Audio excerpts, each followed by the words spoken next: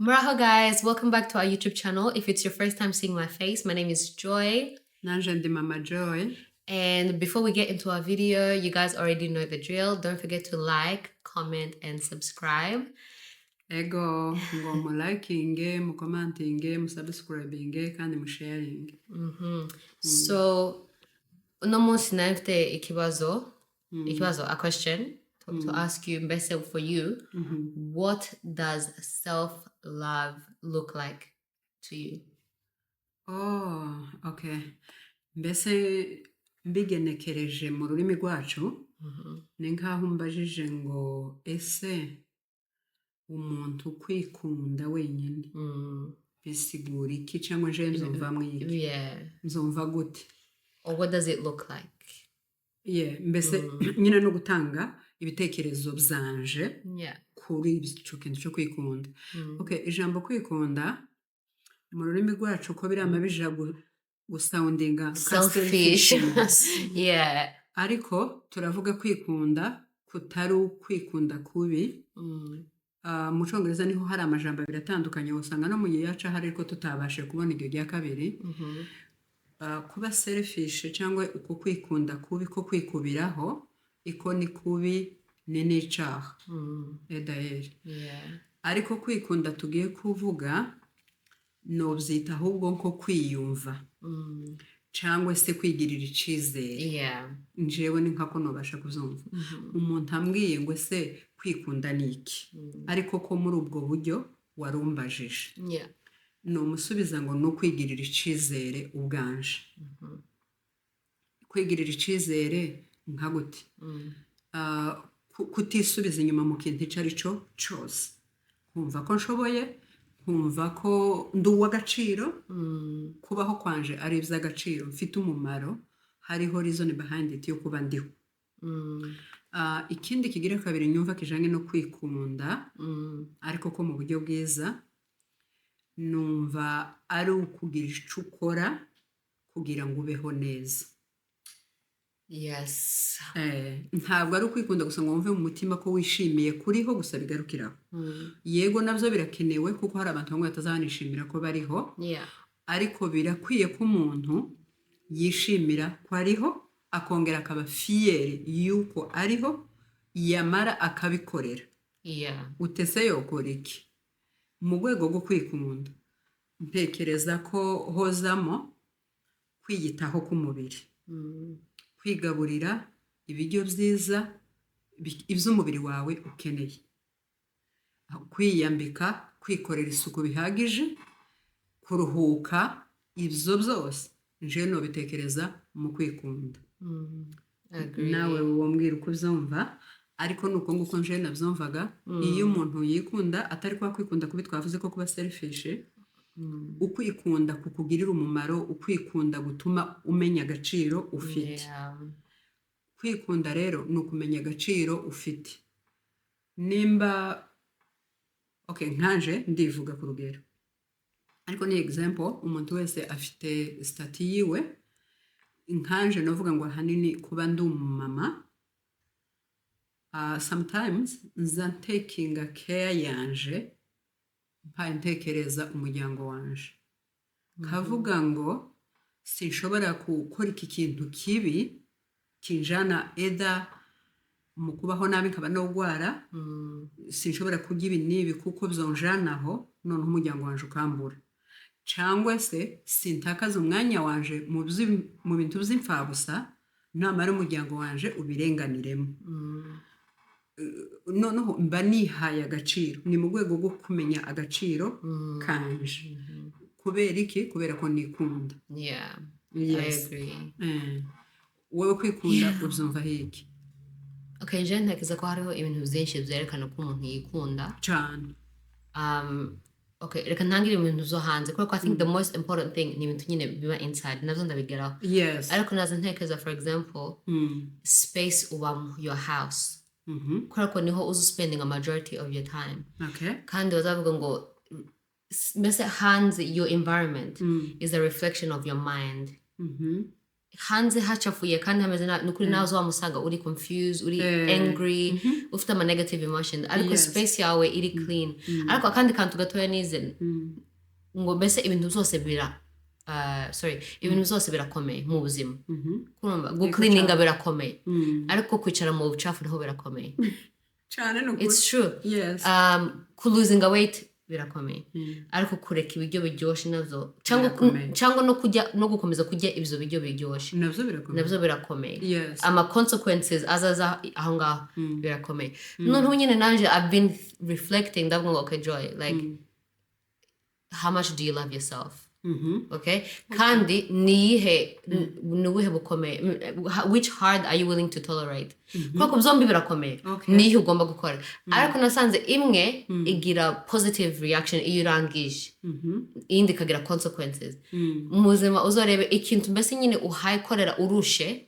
nyuma niho uzuwishima nyine ukaruhuka ariko uhaye wishima uhaye ama burgers ukishima uhaye ama chips nyuma uzamufeelinga bad and then long term ikagira na affect on your physical health none je ko narabitekerejeho cyane especially abantu benshi nyine iyo tuvuye kuzara we can use it as an excuse kuko isi yose it's fine you just had a baby ahubwo mbona kantu kavuga ngo because you have a baby go exercise wow bangaza ngo because I have a baby I can't exercise no because you have it tukijanye cyane nakijya nakubwiye nanje ko kubera nyine umuryango wawe ushobora kwirinda gukora ikintu kibi cyo tumugwara cyangwa cyo tuma uba nk'akaregerege umuntu utagira umumaro mbese nyine haba hahaye hahomba nde your people kubera ko turavuga kwikunda kwikunda ni kwikunda mbese ni ukwemera gukora ibintu bitakoroheye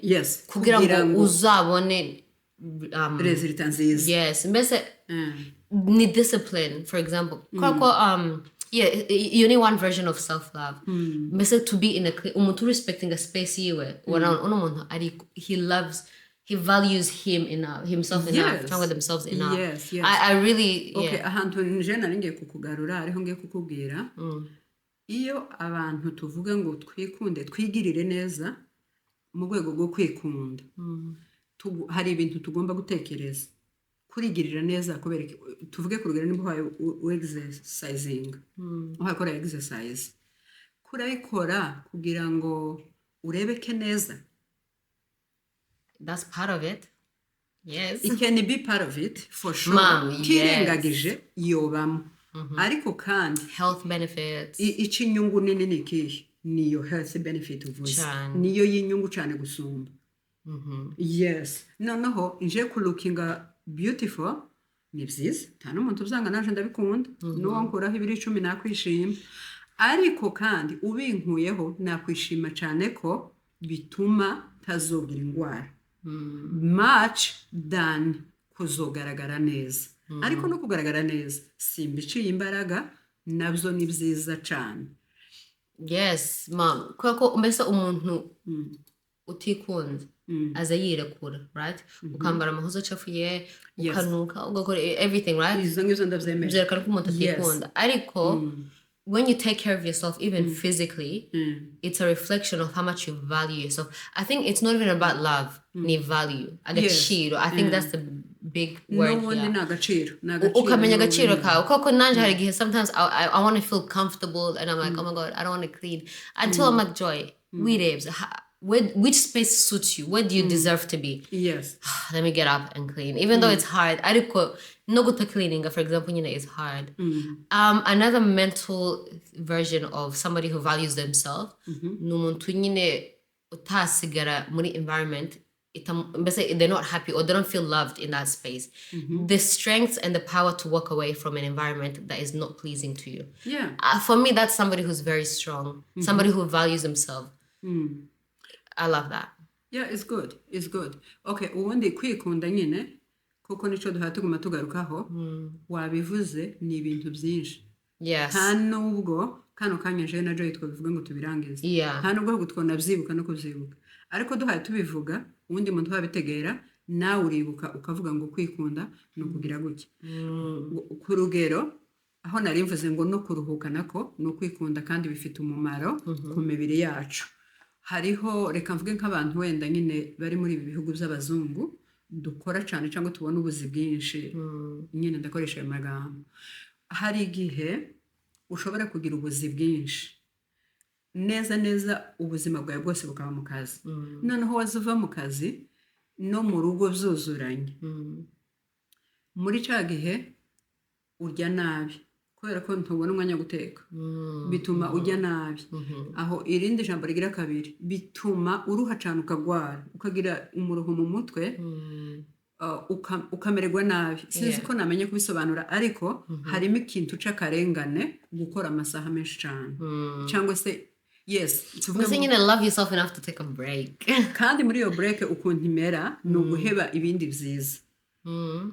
None se nimba bampaye amashifti kayareka gusa ngo ngiye kuruhuka, uyu munsi n'umunsi wo kuruhuka, nyine nje mba nkarikira mu mutwe nkavuga ngo wenda nari kwinjiza 200, none ga ndayanze shifti. Aho ngaho jewe I know how to break. Wowe ndabizi ko wabishobora. Nje ntakubesheje nigeze kubaho tokwanga shifti. Kuburyo that's true. Ari nko mu makampani abiri bashobora no kuyimpa ikaja kugongana n'iyindi. You find a way to working so you can. Ariko nyine ntago nkibikora gutyo. Really, that's good, mom. Nimba bampaye akazi hano bakampa akazi hariya, nkabona kuva hano ngo ngere hariya birangora, bira stress. Nzana mambwira kamwe ngo sorry. Mfite ahantu cyangwa se mbabwira impamvu yanje. Ariko nkabikora nkavuga ngo ngende ndurutse mu mutima. Okay. Peaceful. Mbese ibyo bintu kuva ntangiye kubikora hariho change. Novuga ahubwo ngo nko mu mutwe wanje no muri organisation yanje kwiorganiza mu bintu byanje. Mam, nuko kuntu wangira uriya muntu nyine wahora wemera biguheza agaciro.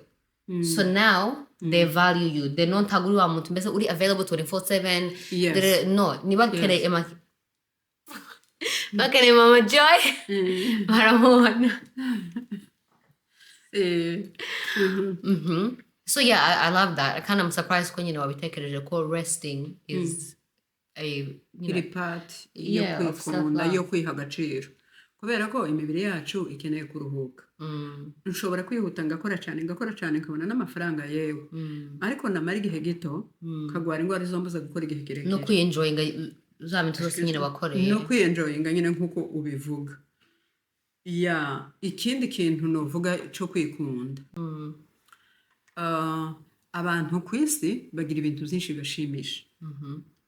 Gukora ikintu kigushimisha ariko uzi neza ko kitakugusha mu cyaha cyangwa se ngo kibangamire mwene so uwundi muntu, nubwo atari cyaha ariko tikigonge uwundi muntu. Do it. Tuvuge ku rugero, nimba abantu bakunda kuja mu holidays, nibagende tibatekereze ko aya mafaranga ari ukwica nabi. Bikore kubera ko niko wumva nyine nibyo bitacinga ku marangamutima yawe. Kanje ntago ndi umuntu w'ama holidays, no yajamwo cyangwa nkareka ndi happy. Nimba undi muntu nawe akunda ibiterane, do it. Kubera ko tugomba, nimba wikunda no mu marangamutima ugomba kuhatekereza. Urazi ko abantu bari different. Hari abantu badakunda kugenda cyane, iyo babonye uhaye ugenda bizabe babangamira bakayobegwa uri crazy umeze gute. So abaza bagenda nabo cyane bazabona wicaye mu nzu bakavuga ese uri happy, ese umeze gute. Ariko mu rwego rwo kwikunda, reka abataza bagenda bagume mu rugo, reka abaza bagenda nabo be free guys. Icyo nshaka kuvuga hano ni mu rwego rwo kwikunda. Kora ikintu kigushimisha, kora ikintu amarangamutima yawe yishimye. Nka kwa kundi twavuze mu kwikunda tureba n'ibyo turya, duharura n'ibyo turya, tuza tubireba kugira ngo bifashe imibiri yacu. Amarangamutima yacu nayo agaburirwa n'ico kintu dukora tukishima. Tuvuge ku rugero nk'amwe abana bakiri bato, nimbuke ukunda koga n'urugero, bikora swimming.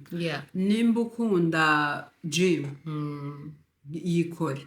Jewe ibyo byose ariko abantu bagenda kuri gym guys, they're one of the people that love themselves. Nukuri the gym koko ni ikintu gikomeye. It's not easy. Kandi kugira ngo uzo growing a muscle. Ntago uzigetinga nyine ngo nkuko bagiye kuri treadmill. No gukora ukaruha ugasweatinga. Twegante dukunda muscles jo. I love muscle. Ntago tuyikunda. I know ma ariko nyine umuntu gukora iyo sacrifice byerekana urukundo agira. Kubera ko mbese umuntu wese uzokora ikintu nyine kiri opposite ya flesh ishaka gukora. Niwe wikunda kubera ko my flesh wants to go to sleep. Umuntu uzuka kare, umuntu choosing gusoma ibitabo rather than to be on TV all day. Yes, I'm reading the Bible. Okay. Yeah. Good. Congratulations. Guys, I have in the Bible like 8. Really? Yes.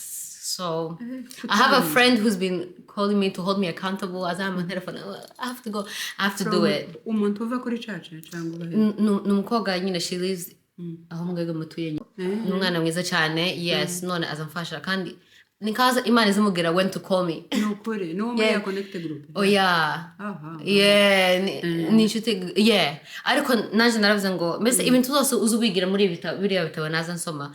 For example nka biri muri Bible, some of them like Proverbs, nyine yandi nyine ya wisdom, kubana n'abantu, things like that, or Ecclesiastes ibintu ngizo. Ariko yes, ubu nyine ngiye muri gusoma the book of James. Nasomye the book of Hebrews. Natangire kuri Mark, Matthew, Luke, John, just to muri mu gospels. That's ariko zongizo nabikoze kera. And then nkora nyine Philippians, nkora man ngeze kuri. Congratulations. Yes, right now nizo mpaya nkora. Yeah. But nyine I do want to pick up another book. Nshaka gusoma no fiction books. Mbese ibintu nakaza nsoma. Guys, this is ikindi cyagitabo nyine that I love so much. I did like so close to finishing it. Nishaga hamwe babone ina. This is the title, Atomic Habits. Because you know, it just challenges gutekereza, gafungura nyine brain. Kandi kugira ngo ngere kuri bino bintu nyine bya weight loss cyangwa ibiki. Nakoresheje ama technique ava muno kuko ibintu byose ni habits. Yeah, ibintu zose nyine bisubira ahangaha. That's why I'm happy I read this book. But next time I'm going to pick up a book nyine yama story gusa.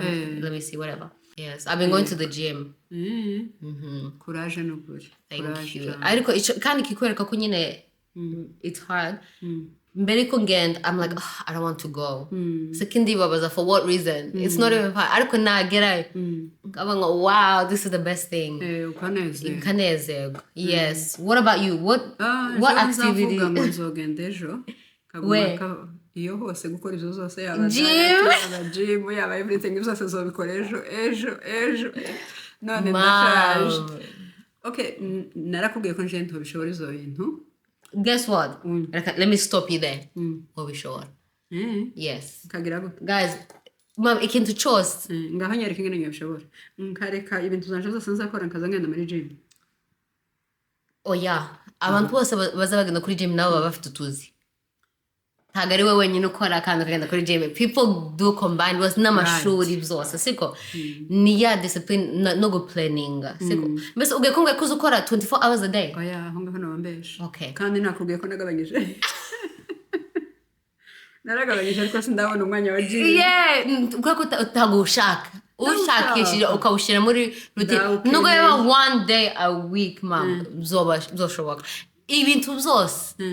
It's your mind. Ushatse kubikora bira. Naje kugira ngo habimbwira uri umwana mutoya. No mom, nuko ko I know this life. Kurukangana nanje ngifite buno bwenge. Kazokubaza ngo se uracafite motivation yo kugenda muri gym? Yes. Okay. Mom, nuko you don't want it bad enough. Nuko ndabikeneye. Okay, hariho kandi kantu basi buri mu cyumweru. Sometimes it can be like, okay, hariho kantu uzukora for you just outside of being a mom, outside of being just as you. Anything for fun that you do. Oh, for fun? Yes. Okay, for fun nje ntakubesh. Nino YouTube channel yawe. Yeah, why do you call it mine? Nicho kintu cyo nyine nzakora for fun. Really? Ntagikurikiyeho amafaranga, ntagikurikiyeho ikindi kintu cyacu cyose. Guys, I'm supporting, come on. Ni kichonyene. Ikindi kintu novuga nzakora for fun niki. Ahubwo nangize ngo urambaza ngo niki hari ikintu nzankora kubera ntaza nshobora ama exercise kugira ngo maintaining nyine health, ibintu bene ibyo yes nzambikora. What is it? Gusa ntabwo birenze ni bitoya kandi that's why nyine n'ubundi gantananutse Mom, don't say that. Yes, you are.